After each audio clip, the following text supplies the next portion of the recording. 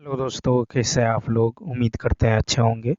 दोस्तों, इस वीडियो में सामान्य अध्ययन प्रैक्टिस सेट पेपर देखने वाले हैं। यह वीडियो बीपीएससी ट्री 4.0 के लिए अत्यंत आवश्यक है, तो आप लोग लास्ट तक जरूर बने रहिएगा। देखिए, इसमें टोटल क्वेश्चन 40 देखने को मिलेगा, जिसमें math, reasoning, GK GS, math reasoning, GK GS और करंट अफेयर्स देखने को मिलेगा, और साइंस भी देखने को मिलेगा। तो चलिए शुरू करते हैं। शुरू करने से पहले यदि आप नए हैं तो चैनल को सब्सक्राइब कर लीजिए, बेल आइकन को प्रेस कर दीजिए और एक बार वीडियो को शेयर कर दीजिए। तो देखिए 40 नंबर है कि आर्गन का उपयोग सामान्यतः ताप दीप्त प्रकाश बल्बों में भरने के लिए किया जाता है, क्योंकि आर्गन गैस है। तो इसका राइट आंसर होगा तीसरा ऑप्शन, अक्रिय है। आर्गन गैस एक अक्रिय गैस है जिसका उपयोग बिजली के बल्बों में टंगस्टन फिलामेंट के क्षरण को रोकने हेतु किया जाता है। ठीक, प्रकाश बल्बों में आर्गन का उपयोग टंगस्टन फिलामेंट्स के वाष्पीकरण को रोकता है, जिसके परिणाम स्वरूप प्रकाश बल्ब के जीवन में वृद्धि होती है। नेक्स्ट क्वेश्चन है कि साइमन कमीशन के बहिष्कार का मुख्य जो कारण है ये क्या था। 41 का तीसरा ऑप्शन, इस आयोग के सभी सदस्य ब्रिटिश थे।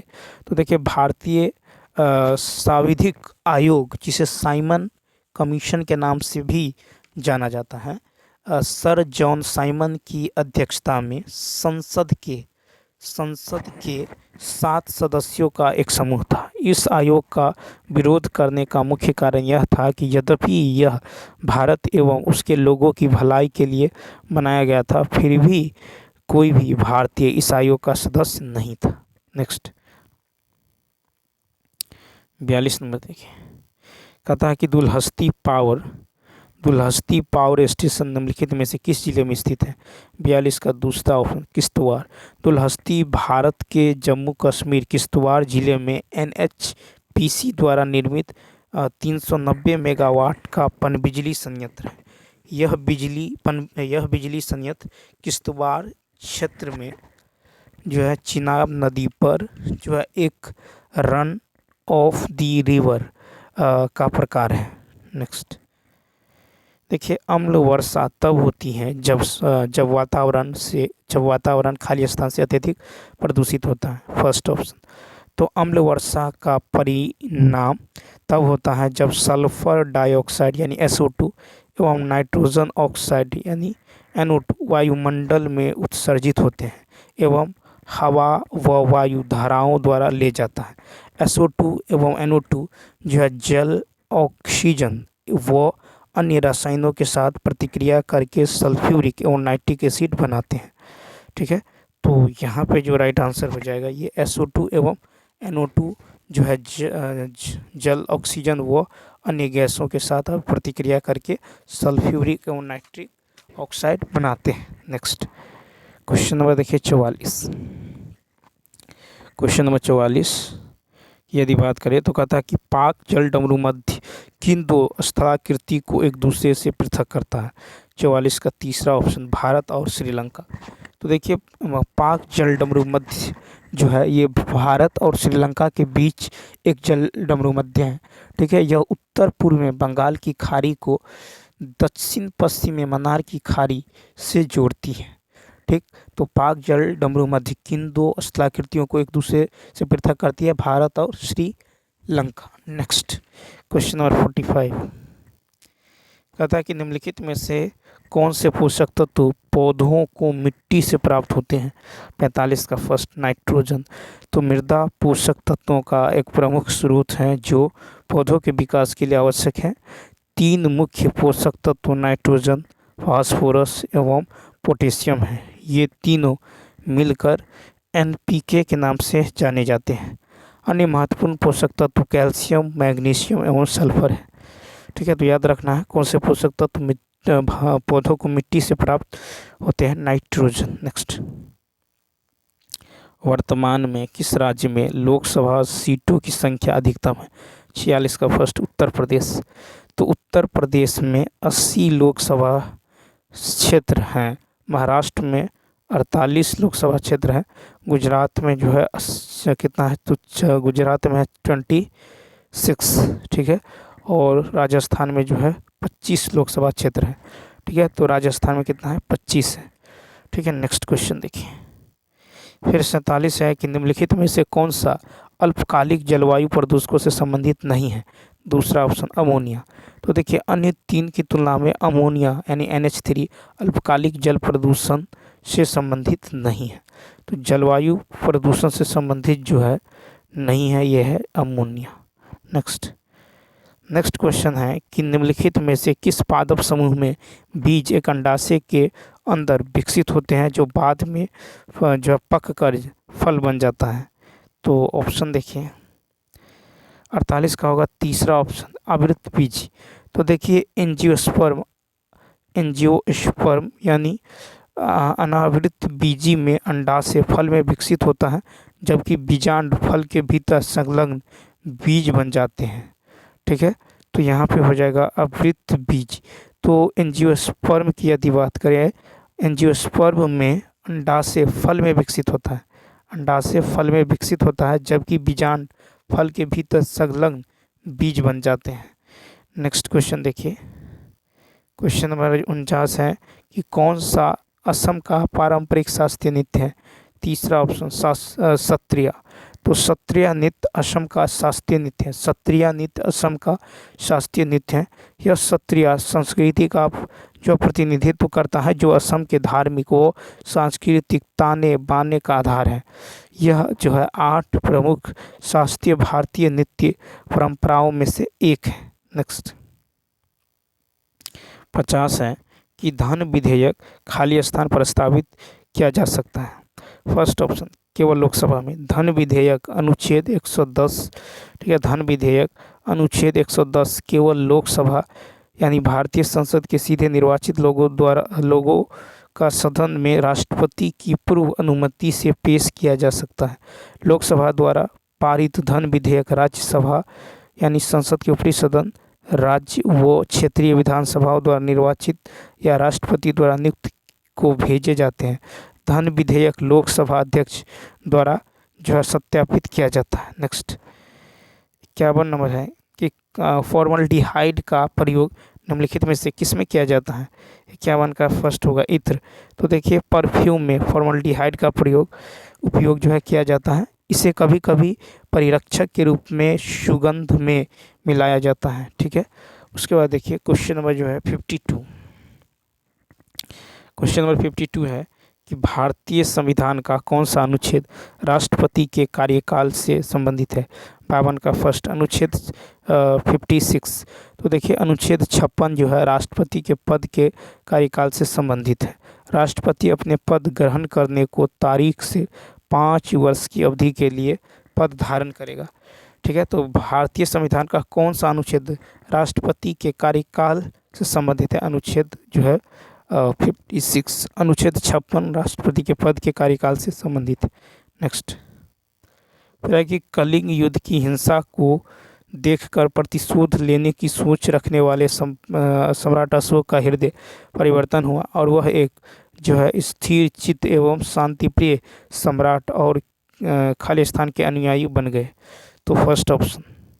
तो यहाँ पे देखिए अपने शासन की शुरुआत में कलिंग की सफल जो है लेकिन विनाशकारी विजय 261 ईसा पूर्व के बाद अशोक बौद्ध धर्म में परिवर्तित हो गए। वह जो है उपगुप्त द्वारा धर्म के सिद्धांत से प्रेरित था। ठीक है, इसके बाद उन्होंने शांति व सहिष्णुता के माध्यम से अपने साम्राज्य पर शासन किया एवं सार्वजनिक कार्यों पर ध्यान केंद्रित किया। साथ ही साम्राज्य का विस्तार करने के बजाय उसके निर्माण पर ध्यान केंद्रित किया।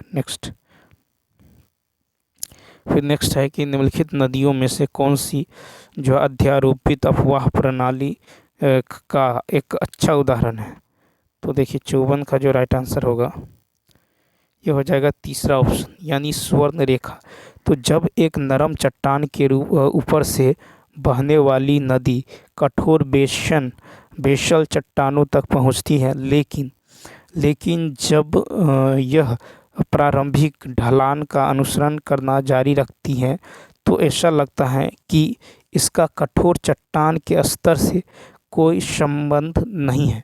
इस प्रकार किस प्रकार की जल निकासी को अध्यारोपित अपवाह प्रणाली कहा जाता है? ठीक है, दामोदर, स्वर्णरेखा, चंबल, बनास एवं रीवा के पठार पर बहने वाली नदियां अध्यारोपित जल निकासी के कुछ अच्छे उदाहरण प्रस्तुत करती हैं। नेक्स्ट फिर है कि कैपिटल एंड ग्रोथ नामक पुस्तक किसने लिखी है? तो तीसरा option John Hicks, sir John Richard Hicks ने कैपिटल एंड ग्रोथ नामक पुस्तक लिखी है। यह पुस्तक गतिशील अर्थशास्त्र के तरीकों के तुलनात्मक अध्ययन पर आधारित है। सर जॉन रिचर्ड हिक्स एक ब्रिटिश अर्थशास्त्री थे। उन्हें 20वीं सदी के सबसे महत्वपूर्ण व प्रभावशाली अर्थशास्त्रियों में से एक माना जाता है।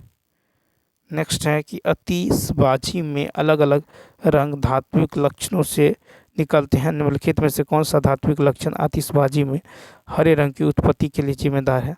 तो फर्स्ट हो जाएगा यानी बेरियम। तो आतिशबाजी से संबंधित रंग और धातु देखें तो लाल में जो धातु है ये स्ट्रोंशियम है, नारंगी धातु कैल्शियम, पीला धातु सोडियम, हरा धातु बेरियम, नीला धातु तांबा। ठीक है, बैगनी स्ट्रोंशियम एवं तांबा का संयोजन है। ठीक है, सिल्वर श्वेत गर्म मैग्नीशियम एवं एल्यूमिनियम। ठीक है, और सफ़ेद की यदि बात करें तो जलती हुई मैग्नीशियम, एल्यूमिनियम या टाइटेनियम। ठीक है, तो यहाँ पे बेरियम हो जाएगा। तो कहता कौन सा धात्विक लवण आतिशबाजी में हरे रंग की उत्पत्ति के लिए जिम्मेदार है? बेरियम। 57 है कि भारत की पहली संश्लेषित दवा खालिस्तान वैज्ञानिक एवं औद्योगिक अनुसंधान परिषद द्वारा विकसित की गई थी। फर्स्ट हो जाएगा तो ये होगा मेथाक्वालोन। तो देखिए भारत की पहली संश्लेषित दवा मेथाक्वालोन यानी CSIR द्वारा 1950 में विकसित की गई। नेक्स्ट है कि केंद्रीय पर्यावरण वन और जलवायु परिवर्तन मंत्रालय द्वारा शुरू किए गए सामाजिक आंदोलन का नाम क्या है? 58 का तीसरा ऑप्शन ग्रीन गुड डीड। ठीक है, तो ग्रीन गुड डीड्स केंद्रीय पर्यावरण वन एवं जलवायु परिवर्तन मंत्रालय द्वारा शुरू किया गया एक सामाजिक आंदोलन है। ठीक है, इसका उद्देश्य पर्यावरण की रक्षा करना, एक देश में अच्छे जीवन को बढ़ावा देना। इसे वैश्विक समुदाय द्वारा स्वीकृति मिली है। ठीक है, नेक्स्ट फिर है कि किस राज्य के शासक के निर्वासन को शरीर से प्राण निकल गया कहा गया था? 59 का फर्स्ट अवध। तो अवध राज्य के शासक के निर्वासन के संदर्भ में शरीर से प्राण निकल गया कहा गया था। नेक्स्ट 60 में है कि निम्नलिखित में से किस रक्त समूह वाले लोगों को सार्वभौमिक प्राप्तकर्ता माना जाता है? तो 60 का यदि देखें तो 60 का हो जाएगा दूसरा ऑप्शन AB+ रक्त प्रकार को सार्वभौमिक प्राप्तकर्ता के रूप में जाना जाता है। AB+ व्यक्ति सभी प्रकार के रक्त से लाल रक्त कोशिकाएं ठीक है प्राप्त कर सकते हैं और वो रक्त समूह को सार्वभौमिक दाता कहा जाता है। 61 नंबर देखिए, 61 है कि भारतीय राष्ट्रीय कांग्रेस का गठन किसने किया था? दूसरा ऑप्शन A.O. ह्यूम। भारतीय राष्ट्रीय कांग्रेस की स्थापना 1885 में एलन ऑक्टेवियन ह्यूम ने बॉम्बे के गोकुलदास तेजपाल संस्कृत महाविद्यालय में किया था। ठीक है, तो भारतीय राष्ट्रीय कांग्रेस का गठन जो है भारतीय राष्ट्रीय कांग्रेस यानी INC की स्थापना 1885 में एलन ऑक्टेवियन ह्यूम ने बॉम्बे के गोकुल तेजपाल संस्कृत महाविद्यालय में किया था, बॉम्बे में। नेक्स्ट फिर है कि भारत सरकार के कौशल विकास कार्यक्रम का क्या नाम है? 62 का तीसरा ऑप्शन प्रधानमंत्री कौशल विकास योजना। प्रधानमंत्री कौशल विकास योजना यानी PMKVY भारत सरकार की एक कौशल विकास पहल योजना है। यह कौशल विकास मंत्रालय और राष्ट्रीय कौशल विकास निगम द्वारा लागू उद्यमिता की एक जो है प्रमुख योजना है। नेक्स्ट है कि 1857 के विद्रोह के दौरान भारत में ब्रिटिश महिलाओं को जो है समर्पित पेंटिंग इन मेमोरियम किसने चित्रित किया है? तो 5 हो जाएगा। तो देखिए इन मेमोरियम 1858 सर जोसेफ नोएल पेंटन की रचना है जो कैनवस पर एक चित्र है। ठीक है, तो यहाँ पे जो हो जाएगा कि in memoriam 1858 sir Joseph Noel Paton की रचना है जो कैनवस पर एक चित्र है। एक असहाय अंग्रेजी महिलाओं एवं बच्चों को विद्रोहियों के हाथ अपने भाग्य का इंतजार करते हुए एक घेरे में घिरा हुआ चित्रित करता है। यह विद्रोहियों का प्रतिनिधित्व करता है क्योंकि हिंसक क्रोध को भड़काने का प्रयास करता है। नेक्स्ट, फिर है कि निम्नलिखित में से कौन एक टाइगर रिजर्व है? फर्स्ट ऑप्शन जिम कॉर्बेट राष्ट्रीय उद्यान। जिम कॉर्बेट राष्ट्रीय उद्यान भारत के उत्तराखंड राज्य में स्थित है। ठीक है, इसमें वनस्पतियों को 400 से अधिक विभिन्न प्रजातियों एवं जीवों को 550 से अधिक विभिन्न प्रजातियां हैं। नेक्स्ट, फिर देखिए निम्नलिखित में से कौन भारत की सबसे ऊंची चोटी है? 65 का 5 हो जाएगा। तो कंचनजंगा भारत की सबसे ऊंची पर्वत चोटी है। कंचनजंगा भारत की सबसे ऊंची पर्वत चोटी है। यह जो है 8,598 मीटर की ऊंचाई के साथ विश्व की तीसरी सबसे बड़ी ऊंची चोटी है। ठीक है, तो यह जो है 8,598 मीटर की ऊंचाई के साथ विश्व की तीसरी सबसे ऊंची चोटी है और कंचनजंगा भारत की सबसे ऊंची चोटी है। नेक्स्ट, 65 वह कांग्रेस के किस अधिवेशन में स्वराज की प्राप्ति का आह्वान किया गया? तो 66 का होगा, 5 हो जाएगा। तो देखिए 1906 के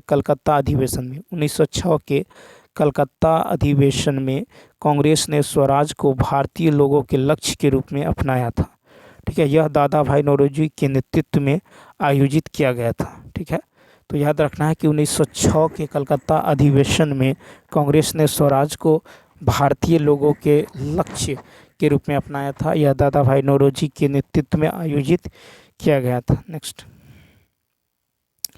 नेक्स्ट है कि भारतीय संविधान में स्वतंत्रता, समानता और बंधुत्व की अवधारणाओं को किस देश से अपनाया गया है? 67 का दूसरा ऑप्शन, फ्रांस। तो देखिए भारतीय संविधान की प्रस्तावना में स्वतंत्रता, समानता एवं बंधुत्व के अपने आदर्शों को फ्रांसीसी संविधान से अपनाया गया था। भारतीय संविधान 26 नवंबर 1949 को अस्तित्व में आया था। ठीक है, भारतीय संविधान 26 नवंबर 1949 को अस्तित्व में आया था।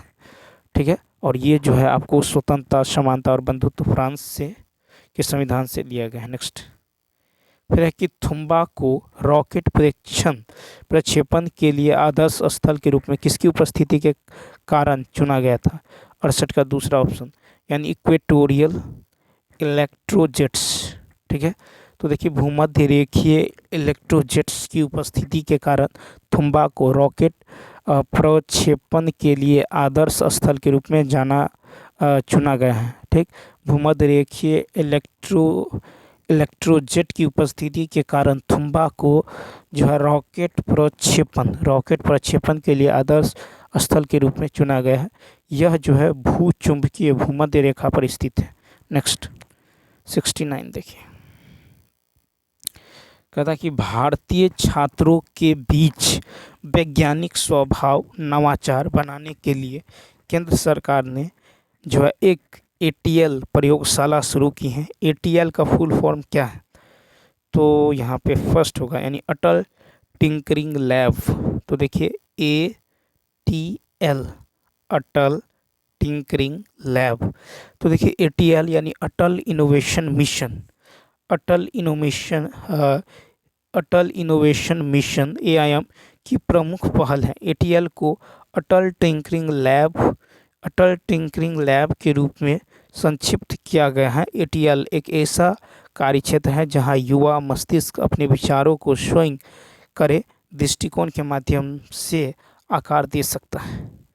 ठीक है, तो यहाँ पे भारतीय छात्रों के बीच वैज्ञानिक स्वभाव नवाचार बनाने के लिए केंद्र सरकार ने एक ATL जो प्रयोगशाला शुरू की है। ATL का फुल फॉर्म है आपको अटल टिंकरिंग लैब। नेक्स्ट,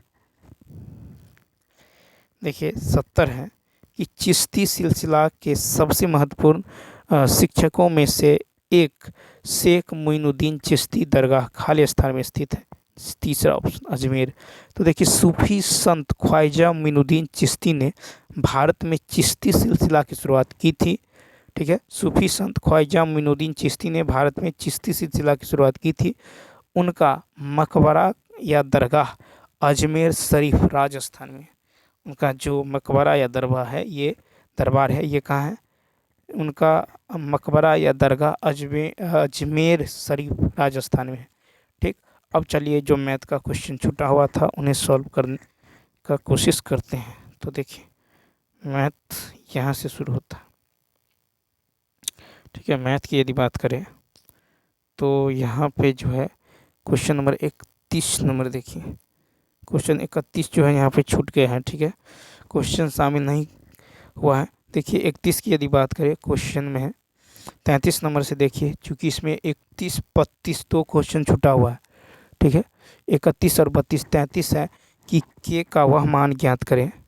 ठीक है, के का वह मान ज्ञात करें जिसके लिए समीकरण 2x प्लस के वाई बराबर इतना और 5x माइनस 7y बराबर 5 का हल न हो। अब देखिए कोई हल नहीं हो। ठीक है, यहाँ पर है कि कोई हल ना हो। कोई हल कब नहीं होगा? जब a1 बट्टा a2 बराबर b1 बट्टा b2 बराबर ना हो c1 बट्टा c2। ठीक है, तो a1 बट्टा a2 बराबर b1 बट्टा b2 बराबर ना हो c1 बट्टा c2, इस स्थिति में कोई हल नहीं होगा। तो देखिए a1 कितना है 2, ठीक है, a2 कितना है 7, सॉरी a2 है 5, ठीक है 5, a1 है आपको 2, ठीक है, a2 है 5, ठीक है, a2 कितना है 5 बराबर अब b1 बटा b2 कितना है तो b1 है k, ठीक है, b1 है k, b2 कितना है तो b2 है आपको माइनस का 7, ठीक है, माइनस का 7। तो यहाँ से इसको क्रॉस गुना कीजिए तो k बराबर होगा -14/5, ठीक है, -14/5। तो इसका राइट आंसर क्या होने वाला है -14/5 यानी 5 ऑप्शन, ठीक है, 5वां हो जाएगा। नेक्स्ट देखिए, एक कमरे की लंबाई चौड़ाई और ऊंचाई क्रमशः का अनुपात जो है इतना इतना है। यदि इसकी लंबाई और चौड़ाई को आधा कर दिया जाए और इसकी लंबाई और ऊंचाई को आधा कर दिया जाए और इसकी चौड़ाई को दुगुना कर दिया जाए तो कमरे की चारों दीवारों का नया क्षेत्रफल। तो यहाँ पे देखिए, तो यहाँ पे हम यदि देखें लंबाई को मान लेते हैं 4k, चौड़ाई को 3k और ऊंचाई को 2k। ठीक, तो चारों दीवारों का क्षेत्रफल होगा आपको 2 इंटू लंबाई प्लस चौड़ाई इंटू ऊंचाई, तो 2 इंटू लंबाई प्लस चौड़ाई तो 4 3 7k इंटू 2k, तो ये हो जाएगा 7 चौक 28k²। ठीक है, अब यदि देखें, यदि इसकी लंबाई और ऊंचाई को आधा कर दें, लंबाई और ऊंचाई, तो 2 इंटू ये क्या होगा 4 यानी 7/2k। ठीक, सॉरी यहाँ पे जो होगा ये लंबाई और ऊंचाई को आधा करें तो ये होगा 2k। ठीक है, अब 2k plus 2 into 2k plus, ठीक है, और चौड़ाई को दोगुना कर दें तो चौड़ाई कितना होगा 6k, दोगुना करें इंटू यहाँ पे k होगा क्योंकि ऊंचाई को आधा कर रहे हैं, तो यहाँ पे 6 2 कितना होगा 8 और दूनी कितना होगा 16k²। ठीक है, 16k², यहाँ पे 28k², यहाँ पे 16k²। ठीक है, तो यहाँ पे यदि आप देखें, ठीक है, तो यहाँ पे जो हो जाएगा तो कहता है क्षेत्रफल में कमी प्रतिशत कहता है। ठीक है, तो क्षेत्रफल में देखिए 28 से कितना हो गया है 16, तो कमी प्रतिशत निकाल लीजिए, तो ये 8 में से 6 गया 2, 2 में से गया 1, तो यहाँ पे होगा अंतर गुने 100 बट्टा में अधिक यानी 28, ठीक है, k², यहाँ पे 12k² से k² कट जाएगा। ठीक है, और यहाँ पे 4 तिया 12 4 सत्ते 28, तो 300 बट्टा कितना होगा यहाँ पे हो जाएगा 7। ठीक है, कितना होगा 300 बट्टा में 7, 7 चौक 28, 2 7 दूनी कितना होगा 14, यहाँ पे 6 7 8 दशमलव यानी 42.857। तो इसका राइट आंसर होने वाला है तीसरा ऑप्शन, क्या हो जाएगा तो लगभग 42.86% कम हो जाएगा। नेक्स्ट नेक्स्ट क्वेश्चन है, यहाँ पे देखिए, अब यहाँ पे 4 को लिखा गया है 10 यानी प्लस का 6, 10 को 22 लिखा गया है प्लस का 12, 22 को 40 प्लस का 18, ठीक है, और 40 को लिखा गया है 64 यानी प्लस का, देखिए यहाँ पे जो है +6, 10 +6, यहाँ पे +12 +18, ठीक है, +18 और +24 ठीक है, और प्लस का 30 करिएगा, 24 और 30 ऐड करिएगा तो ये होगा 4 6 3 9, कितना होगा 90, तो यहाँ पे 94 हो जाएगा, ठीक है। तो यानी यहाँ पे जो हो जाएगा आपको राइट आंसर दूसरा ऑप्शन। नेक्स्ट फिर है कि राणा तथा रणवीर के बीच एक चुनाव में राणा को 40% वोट मिले तथा वह 60,000 वोट से हार गया, ठीक है। तो रणवीर के पक्ष में पड़े वोटों की संख्या, तो यहाँ पे देखिए एक चुनाव में राणा को इतना मिलता है, राणा को यदि 40 मिलता है और वह इतना वोट से हार जाता है, तो जो है रणवीर को 60 मिला होगा, ठीक है। इन दोनों में अंतर कितना है 20, ये 20 जो है 60,000 के बराबर है, ठीक। तो हमको जो है रणवीर का निकालना है यानी 60% का मान निकाल लीजिए। तो देखिए 20 दिया, इसका तिगुना है, इसका तिगुना कर दीजिएगा तो कितना है 6 × 18, 180 पर 3 0 यानी तीसरा ऑप्शन। नेक्स्ट 37 नंबर देखिए, 2 स्थानों के बीच ट्रेन, बस तथा हवाई जहाज के भाड़े का अनुपात दे दिया गया है, उनके द्वारा यात्रा करने वाले यात्रियों का अनुपात दे दिया गया है, ठीक। तथा एक विशेष वर्ष में इन वाहनों द्वारा एक ट्रिप में इतना का संग्रह किया जाता है, ठीक है।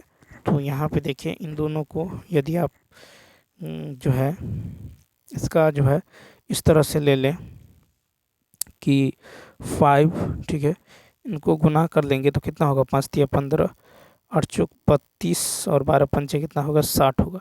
इस सबों का जोड़ देखिए 5 और 2 7, ठीक है, 6 3 9 1 10, 107 यूनिट जो है किसके बराबर है 107 पे 1 2 3 0 के बराबर। तो 1 यूनिट का मान होगा 1000, 1 यूनिट का मान कितना होगा 1000, ठीक। हमको निकालना है हवाई जहाज के यात्रियों द्वारा संग्रह की गई कुल धनराशि। हवाई जहाज तो ट्रेन, बस और हवाई जहाज, तो हवाई जहाज ये 60 है, ये हवाई जहाज, तो 60 का मान कितना होगा तो 60,000 हो जाएगा, कितना हो जाएगा 60,000। तो इसका जो राइट आंसर हो जाएगा ये हो जाएगा दूसरा ऑप्शन। नेक्स्ट देखिए, नेक्स्ट क्वेश्चन की यदि बात करें तो क्वेश्चन नंबर देखिए 38 है कि ABC एक कार्य को 5 दिनों में पूरा कर सकता है, BCD, तो देखिए A B और C ये करता है आपको 5 दिनों में, फिर BCD ये करता है BCD 10 दिनों में, फिर देखिए BCD 10 दिनों में CD है, CD और A ये करता है, CD ये करता है 15 दिनों में, ठीक। तो BCD करता है 10 दिनों में और CDA उसी कार्य को करता है 15 दिनों में। फिर देखिए DAB, फिर यहाँ पे है DA और B ये मिलकर जो है करता है, DAB करता है आपको 30 दिनों में, ठीक है। कितना दिनों में 30 दिनों में करता है, ठीक है। तो कहता है ABCD मिलकर, तो इसका एलसीएम ले लीजिए, कितना होगा 30, 5 6 30, 10 × 30, 15 दूनी 30, 30 × 30, ठीक। तो यहाँ पे यदि आप देखें तो देखिए A कितना है 1, ठीक है, 2 3 यानी 3 × A जोड़ B जोड़ C जोड़ D, ठीक है, 3 × A जोड़ B जोड़ C जोड़ D होने वाला है, ठीक, बराबर इसका टोटल एफिशिएंसी कितना है 6 3 9 तो 11 1 12, ये 3 उधर जाएगा तो इसका एफिशिएंसी निकल जाएगा 4, ठीक है। तो ABCD का एफिशिएंसी निकल गया 4। तो कहता सब मिलकर कितने दिनों में करेगा, कुल कार्य है 30, इसको 4 की एफिशिएंसी से करेगा तो ये 15/2, 15/2 यानी 7 सही 1/2। तो इसका राइट आंसर क्या होगा 7 सही 1/2, तीसरा ऑप्शन। नेक्स्ट क्वेश्चन देखिए, क्वेश्चन नंबर 39 है कि 5,000 रुपये की एक धनराशि अंशतः जो है 5% तथा 10% वार्षिक ब्याज की दर से उधार लिया गया, 5 वर्ष के बाद कुल इतना रुपये जो है ब्याज प्राप्त हुआ है, ठीक। तो कहता 10% वार्षिक साधारण ब्याज पर दिए गए धनराशि, तो एक ले रहा है 5% पर, एक 10% पर, ठीक है, और 1750 रुपये आपको ब्याज प्राप्त हो रहा है। तो दर निकाल लीजिए, ब्याज गुने 100 बटा मूलधन गुने समय।